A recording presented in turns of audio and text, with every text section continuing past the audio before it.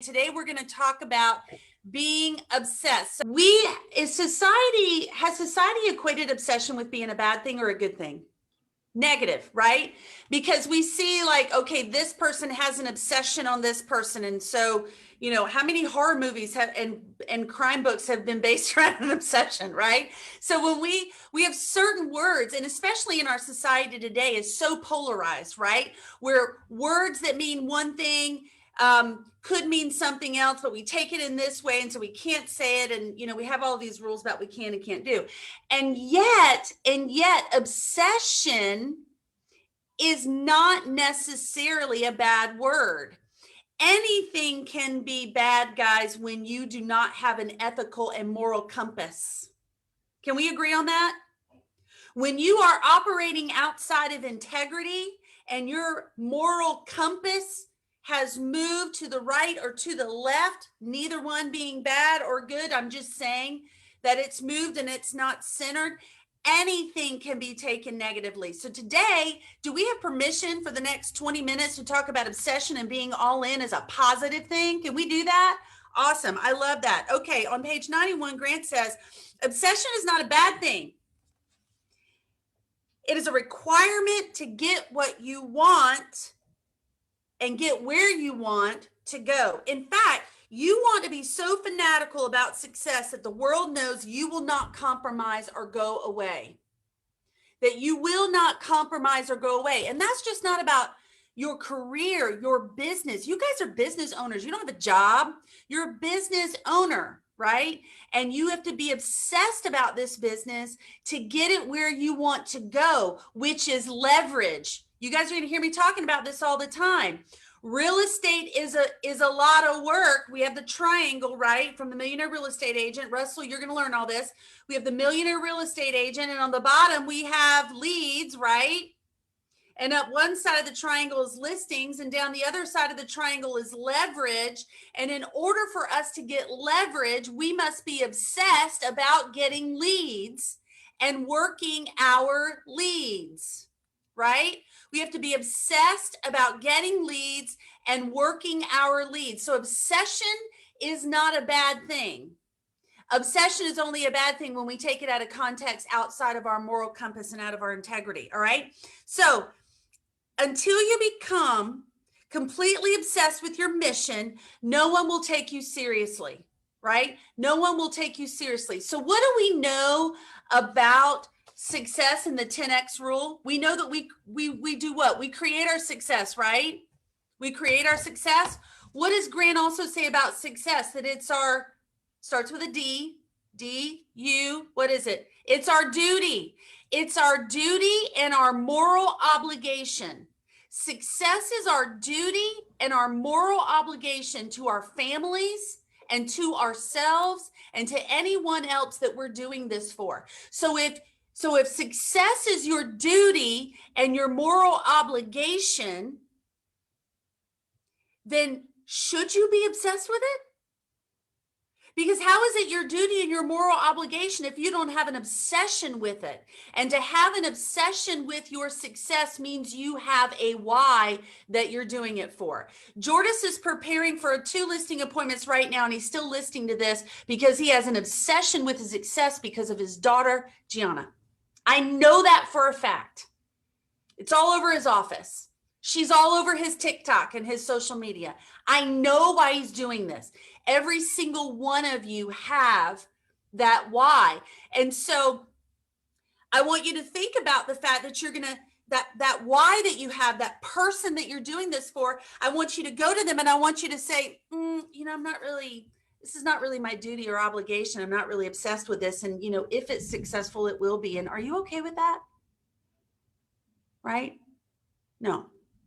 So obsessed with our goals, obsessed with our businesses. It is our duty and it is our moral obligation.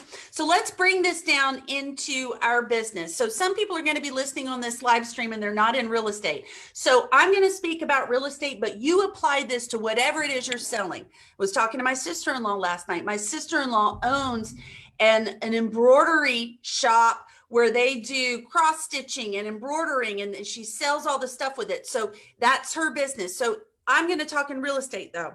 So we know that what is king in our business? What is king in our business? It starts with an L. Listings. Listings are key in our business because without listings, we are at the mercy of the market, right? So let me ask you a question. How many of you, and Grant talks about this, and when he also talks about all in and over committing, he talks about the fact that when you talk to people on the phone or when you meet with someone, if you're meeting with them or talking to them and not closing and asking for the business, you're wasting your time because someone else that's obsessed with their success is going to do it, right? I was coaching someone the other day, I don't know who it was, and we were talking about their listing, and I said, and they were talking about their appointment, and I said, okay, so let me tell you, I'm obsessed with my success, so let me tell you what I'm going to do if I'm the other agent coming in behind you to have this appointment. You left there without asking for the listing. Guess what I'm going to get? The listing. Because I am obsessed with my family's success financially. So if you're going to walk in there and you're going to build rapport with that listing and you're going to be their friend and you're going to nurture them to get them to give you the business, thank you for being that kind of real estate agent, because I'm going to come in and I'm going to show them my value proposition. I'm going to show them why they have to list with me. They have no other choice. And I'm going to ask them to sign the listing agreement. And they're going to tell me no. And then I'm going to show them my value again. And I'm going to ask them again to sign the listing agreement. Right? And I'm going to get that listing agreement signed. And that is going to be my listing. And I'm going to get it sold for the highest price in the shortest amount of time because I believe in my commitment to my business. How many of you go into a listing appointment with that mindset? Awesome. All the time. You ask for the business all the time. And sometimes you're going to get it and sometimes you're not, but it's not going to be for a lack of showing your value and asking for the business. Okay, great. We're all in the same place with that. Now let's talk about the next thing when we go into this obsession thing. Most people only make enough effort for it to feel like work, whereas the most successful follow up every action with an obsession to see it through to a reward. So I'm pulling in a couple of different books here because I believe that when it comes to real estate and building a real estate business, Gary Keller is the smartest man alive where that's concerned. He is the oracle. I think Warren Buffett is the smartest man alive when it comes to investing. And when I have an investment question or when I want to know what the right thing to do is as an investor, I go to Warren Buffett. But when I want to know what to do and how to coach an agent and how to grow a real estate business, I go to Gary Keller because he's proven success. And Gary tells us that we should be obsessive about our 20%. What is our 20%? Someone tell me. What's our 20% as a real estate agent? I want to hear from a real estate agent on this call. What's our 20%? Lead gen, Nico. Lead gen, all right? Lead gen. Are you obsessive about your lead gen? I want you to do me a favor on a piece of paper right now.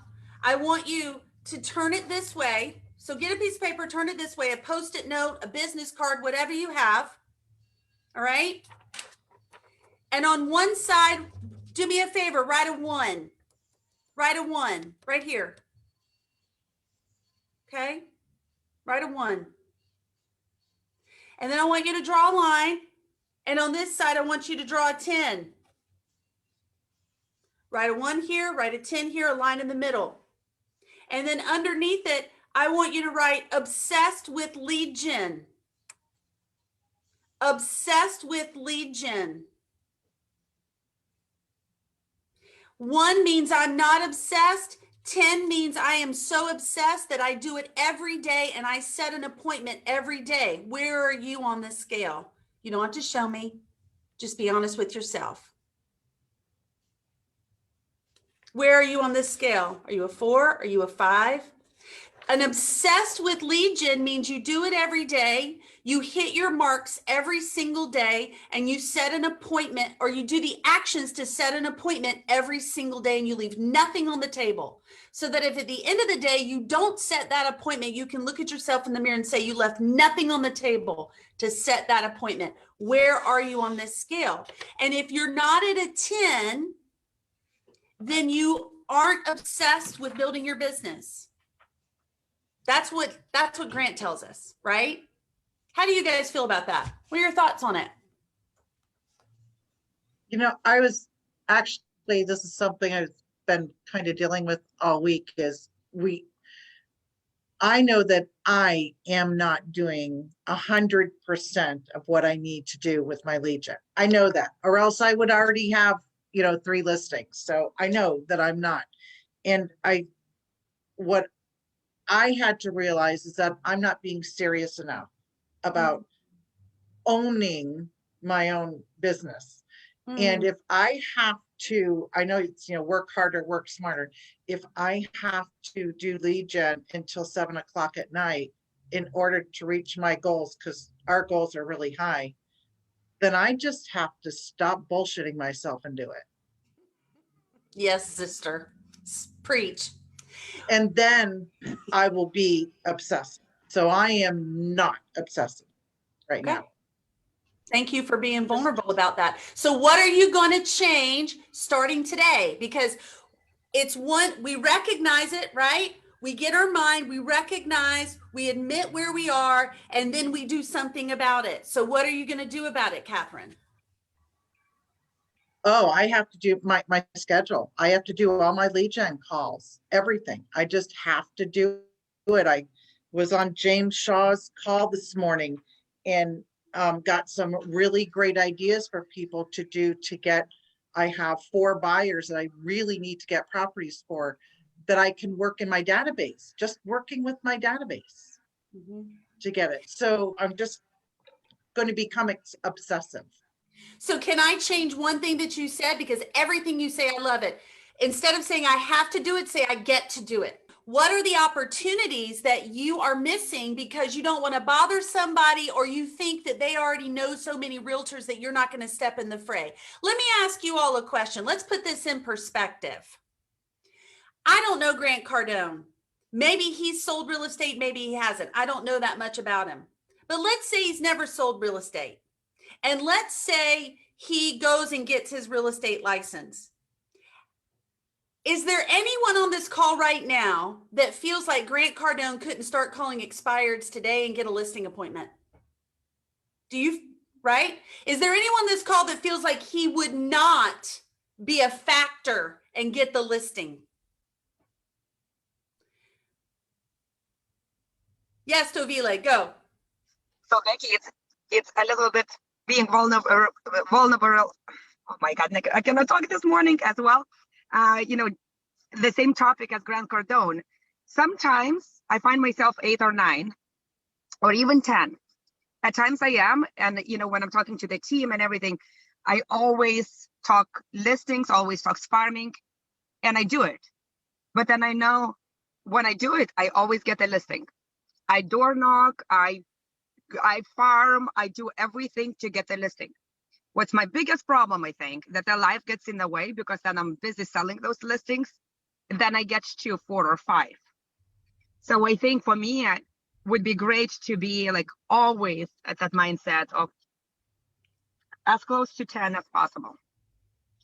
Dovile, thank you so much for being vulnerable, because let me just explain something. What she's talking about is what happens to top realtors who are obsessed with their success. Because what happens is you start getting business and you start getting busy, and then guess what happens? The actions that you take in to get where you are, you begin to back off of those. So it's not like you're not obsessed with it anymore, but you've got business. So guess what's next?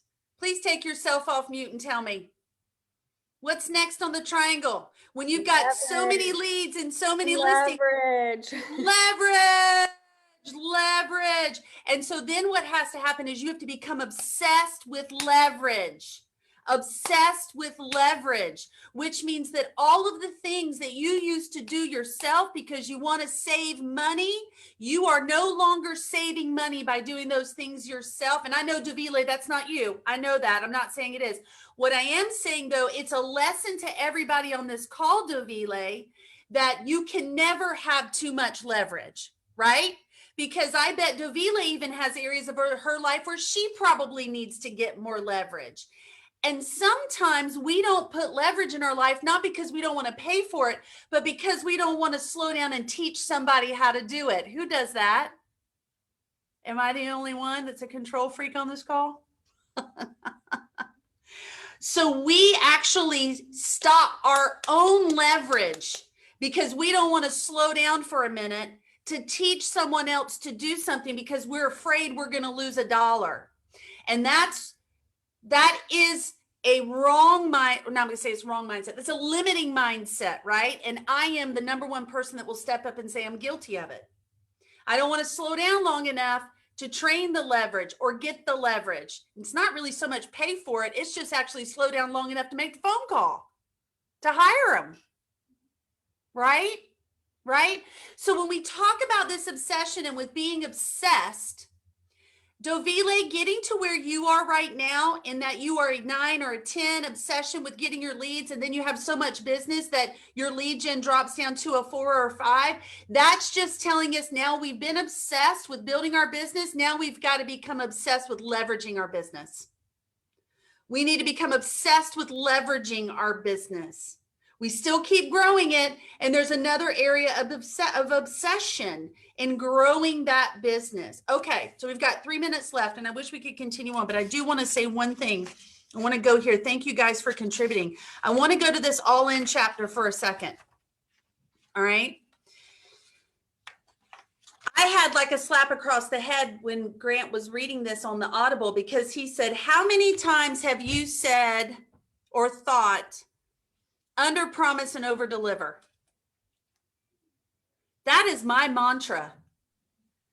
Dudes, I grew up with that under promise, over deliver thing because I want to look good and be right. But really, do I want to look good and be right? Or am I under promising and over delivering because if there's a chance that I can't hit my promise, I haven't promised it? What does that say about me? Am I really obsessed and all in if I want to under promise and over deliver? Nico. Yeah, I was going to say, Becky, that when I read that, it slapped me in the face. Because I even would say to my clients, oh, I like to under promise and over deliver. Like I will spell it out. And then when he said about you truly are, selling yourself short to start with, and now subconsciously you're telling yourself that you may not do a good job. And if you do, great. But if you don't, at least they know. So just like Karen, working on my mindset, I like to shift that around and just truly over promise and over deliver. Right. So huge aha. I was like, oh, all right. It was a huge aha for me too. I will tell you, I've got to change and it was like a defining moment where I was like, oh my gosh, I do that all the time. I say that all the time. I coach that way. And so my apologies if I've coached anyone that way before, because now that's going to change. When we overpromise and we over deliver, we exceed our clients' expectations. And then we have a client for life. And yet, what it does for us is it makes us show up in a way that we've probably never held ourselves accountable for showing up before, consistently, right? So I had someone in my life, and I'm just going to tell you right now, there's someone in my life that I actually admire from afar, but then also too, sometimes I had a love-hate relationship with this person. But one of the things this person always said is who do I have to become to be where I want to be? And I thought to myself, of course, I went to scarcity thought, and I was like, well, why do I have to become anybody? Aren't I good enough? And yet what he was saying is who do you have to become to overpromise and overdeliver? What do you have to change in your mindset, in your daily activities? Do you have to go to bed earlier? Do you have to get up earlier? What do you have to do? What are the simple little changes that you have to make in order to set yourself up to overpromise and overdeliver? Because when you're obsessed with being the #1 agent in Collier County, or you're obsessed with being having a massive team, or when you're obsessed with changing lives because you're going to make $1 million and you're going to give away $1 million. And there are people that do that all the time in our company. There are people that give away $1 million a year. If you're obsessed with that concept, whatever it is, then you overpromise and you overdeliver and you leave the rest of the pack behind. And that gap becomes this, and here you are, and here's everybody else. Here's everybody else, right? All right, guys. Next time we talk, we're going to be talking on Monday. My goal is to get through the rest of 10X next week, because the week after that, we're going to be starting on the 12-week year. So if you don't have that book or that Audible, go get it. We're going to take this mindset and we're going to translate that into massive action. And massive action is the 12-week year. So for next week or on Monday, we're going to be running through chapter 14, expand, never contract, burn the place down, and fear is the great indicator. And I'll tell you right now that of those 3 chapters, fear is the great indicator is probably the one that I'm going to be spending the most time at. And here's what I love is that chapter 17, which we're going to do on Tuesday, is the myth of time management. This was another really little bit of learning I had and a mindset shift I had to have. I'm now a time achiever, not a time manager. So we're going to go through those chapters, and I will see you on Monday. And here's what I want you to think about over the weekend. Okay. Because this means nothing if you don't put it into practice. What changes are you going to make in order for you to become obsessed with your lead generation, or obsessed with getting leverage, or obsessed with whatever you need to do right now in your business? So if you're not, let me make it easy for you. I'll make it real easy for you. If you're not hitting your goals, then you have a lead generation problem, and nothing else matters but lead generation. If you're hitting your goals and you're stuck and you're hitting your lead generation, and yet you're not able to hit your lead generation because you've got to deal with your contracts and other things going on, consider that you might have a leverage issue that you might need to get obsessed about. Okay. So those 2 things, I want you to think about that. And what does it mean for you? And I'm not telling you what it is, because only you know, but be honest with yourself and write down what you're going to change going forward and change it. No decision is still what? A decision. A decision not to make the change that you know is necessary. All right, guys, I love you so much. Have a wonderful weekend. It was so good to see all of you, and I'm going to see you bright and early on Monday. It's the 15th of the month. If you're not halfway to your January goal, then don't take the weekend off. Be obsessed. Get your lead gen done. Get your business done. It's time to hit it in high gear. I'll talk to you soon. Bye.